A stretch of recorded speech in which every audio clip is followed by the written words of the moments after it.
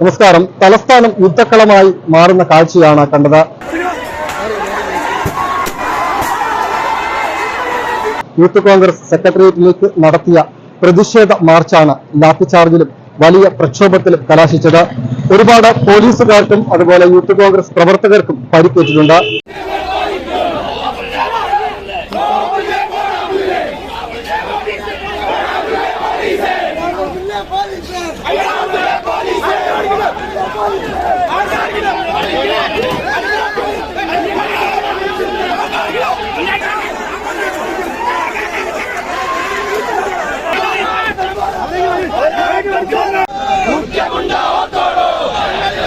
മുഖ്യമന്ത്രി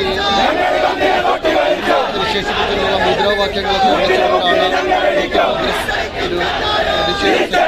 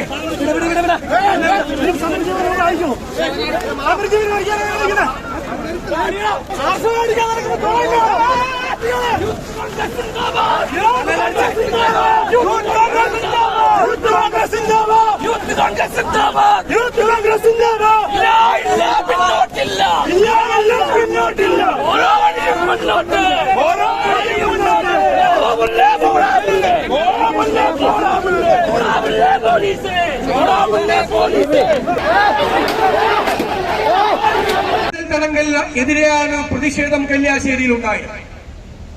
അവിടെ ഇരുമ്പ് വടി കൊണ്ടും ചെടിച്ചട്ടി കൊണ്ടും ഹെൽമറ്റ് കൊണ്ടും നിങ്ങൾ അവരെ വധിക്കാൻ ശ്രമിച്ചു എന്ന് നിങ്ങളുടെ പോലീസ് വധശ്രമത്തിന് കേസെടുത്തപ്പോൾ ദൗർഭാഗ്യകരമെന്ന് പറയട്ടെ, കേരളത്തിലെ മുഖ്യമന്ത്രി പറഞ്ഞത് അത് ജീവൻ രക്ഷാ പ്രവർത്തനമാണ്, മാതൃകയാണ്, ഇനിയും തുടരണമെന്ന.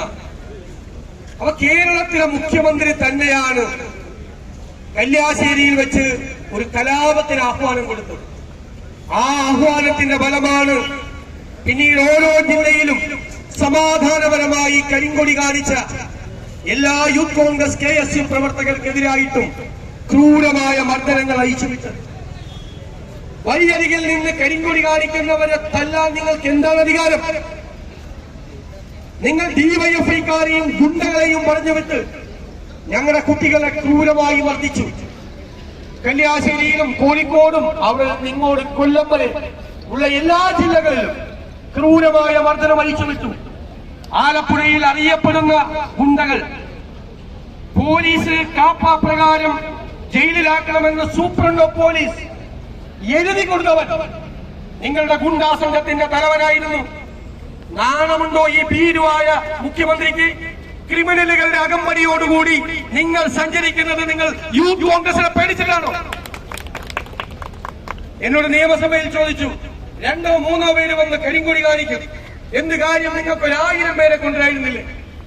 ഞാൻ പറഞ്ഞു, 2 or 3 യൂത്ത് കോൺഗ്രസുകാര് കരിങ്കൊടി കാണിക്കുമ്പോൾ തന്നെ നിങ്ങൾ 1000 പോലീസുകാരുടെ ഇടയിൽ പോയി ഒളിക്കുക. അപ്പൊ ഞങ്ങൾ 1000 പേരെ കൊണ്ടുവന്നാലും ഭീരുവായ ഈ മുഖ്യമന്ത്രി സംസ്ഥാനം വരും. ഇദ്ദേഹമാണ് ക്രിമിനൽ മനസ്സുള്ള മുഖ്യമന്ത്രിയാണ് ഈ സിംഹാസനത്തിലിരിക്കുന്നത്. ഇയാളുടെ ധാരണ ഇയാൾ മഹാരാജാവാണെന്ന്. പാവപ്പെട്ട കുഞ്ഞുങ്ങളെ, ആരാന്റെ മക്കളെ റോട്ടിലിട്ട് തല്ലിച്ചതയ്ക്കുമ്പോൾ അതിൽ ആഹ്ലാദിക്കുകയും ആസ്വദിക്കുകയും ചെയ്യുന്ന സാഡിസ്റ്റ് മനസ്സുള്ള, ക്രിമിനൽ മനസ്സുള്ള ഒരാളാണ് കേരളത്തിലെ മുഖ്യമന്ത്രി. കേരളം ഇതുവരെ കാണാത്ത ഒരാൾ. ഭീരുവായതുകൊണ്ട് ഇൻസെക്യൂരിറ്റിയാണ്, അരക്ഷിതത്വ ബോധമാണ്. ആരെങ്കിലും കരിങ്കൊടി കാണിച്ചാൽ തന്നെ ആക്രമിക്കാൻ വരികയാണ് എന്നുള്ള ഭീതിയാണ്. എന്നിട്ട് ക്രിമിനലുകളായ ആളുകളെ പേഴ്സണൽ സെക്യൂരിറ്റിയിൽ വെച്ച് മുമ്പിൽ എസ്കോർട്ടിൽ മാരകായുധങ്ങൾ കൊടുത്ത് അവർ വീശി വഴിയരികിൽ നിൽക്കുന്ന ആളുകളെ അടിച്ച്, കൂടാതെ ക്രിമിനലുകളെ കൊണ്ട് ആക്രമിച്ചു നടത്തും.